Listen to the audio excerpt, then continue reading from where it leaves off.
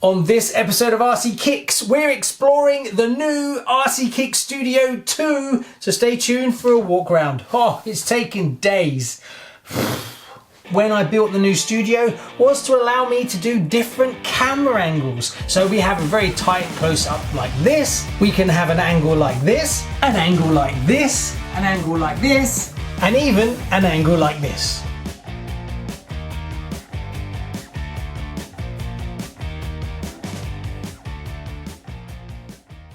Hi and welcome to RCKicks. On today's show, well, if you haven't noticed already, we're in the new studio. Yes, I finally got to a point where we could move everything up, get everything in its place, and actually be able to film something. Now, it's taken a little bit longer than I expected, so sorry, the content has slowed down a little bit over the last 2 weeks. Believe it or not, there is many hours put into this already, and I still haven't finished. But we are good enough to film from now. All the tools, all the cars, everything is now in. The old studio has been discontinued and dismantled. I was amazed at how much stuff I had in that tiny little room. When I was moving it up, it took days. But what we're going to do now is we're going to do a walk around of the new studio, show you all the features, the functions, why I chose that, what's the benefit, and things like that. So let's crack on and I'll show you the new studio.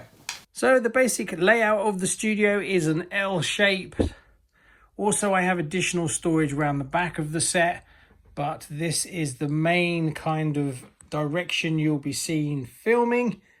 Now, the idea was to have cars on show and also have a place where I have cars that I'm working on, running and things like that over here. The lighting is all on this side. Coming soon, this light will go and a big LED panel, the same sort of size as the desk right above. Also, there will be a camera mount looking down on the actual desk as well. So when I'm working on kits, I'll be able to cut to footage directly above it. I couldn't do that in the old studio as the ceiling was angled and brackets were much more complicated to do. At the moment, the lighting is on stands, but it will be mounted on the wall at some point. So I have storage for lots of cars. Also, I have some hidden storage just to keep books, bits and pieces, stuff. I want to keep the studio as clean and neat and tidy as possible. I've extended the size of the desk in this studio. It's much bigger. This is a 1/8 car because I struggled in the last studio when I'm unboxing things and laying things out. It was always a challenge with the space I had. Now here, I can lay out any size kit and it will be super easy. Another thing I've done differently now is I've got double-sided storage. So all these drawers here have all my bits and pieces in. There's my tires. Then I have things like all my paints, as well as I have manuals,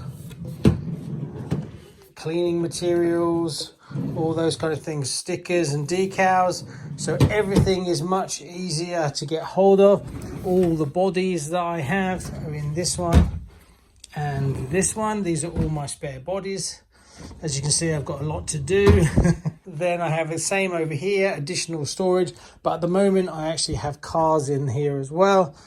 Just storing cars outside because I don't want to clutter up the studio. Now, you can get 2 cars in one area. If you have one short car and one long car, it will actually work, but I think it looks too cluttered. So the future plans are, I don't want the cars sitting on their tires because that's not good for them. So what I'm going to do is have them slightly lifted off the ground. Now, one idea I've got is to run cable from one side to the other, 2 cables, so that I can fit this over and have it hovered. The other thing I might do is put something underneath. I don't want you to be able to see it. I want the cars to kind of hover. Also, there will be LED lights on every single car for the background. Also here, this is going to be covered up and have RCKicks and be a bright sort of banner, floor to ceiling, like the render was. Now, this is not finished along here.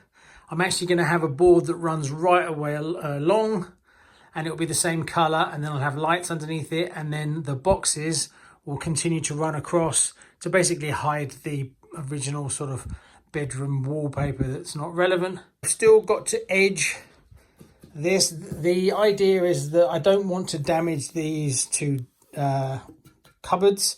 So what I find works really well is just using cheap laminate flooring, very hard wearing, very cut resistant and scratch resistant. So I put a layer on that, and then I need to go around with the edging just to hold it in place. I did that on the old studio and it worked really well, so I can highly recommend it if you're looking for a worktop. So that if I ever decide to change the studio around, I may want to use these because these are very expensive, and also I have two of them. So I have exactly the same on this side. This is all tools and things like that. There's all cleaning products, tools. So everything is at hand, nice and easy. And then down here, more electrical bits and pieces. And then you've got all my ESCs and things like that. And then down the bottom, currently is all my parts. These are my parts bags that I need to sort out into, they are sorted out into individual bags per car, but I just need to neaten them up a little bit. So that's all the storage in the main island, which is fantastic. I will change this. This is the decal that was actually in the original studio. I managed to get it off, but I'll put it there temporary. I want to do something much bigger, and I want to merge a picture into it as well, and then have it so you can see the background color. So it's going to be translucent, a bit more like this one here, but with a picture in it as well. So that's something I want to do. Then we've got all the lighting is now in place, but I will upgrade it. The problem I have is the microphone is going to be a challenge. In the old studio, I only really stood in one single place, whereas the boom mic, I can move around. So I'll probably go back to a lapel microphone at some point. Then this is where all my storage is for cars that I'm currently working on or playing with or dirty or whatever. And then I've got additional down here as well. Now this is a bit of a mess at the moment because I'm still sorting it out. As you can see, these are all empty. I've mounted my motor collection in here. It's a bit tight around here, but there you go, so you can see as well. And then another thing that's temporary at the moment is my computer over there. That will be going downstairs into the old studio, which will be back to an office, and then I will have additional storage here. So one of the core things that I really wanted to do when I built the new studio was to allow me to do different camera angles. So we have a very tight close up like this. We can have an angle like this, an angle like this, an angle like this, and even an angle like this.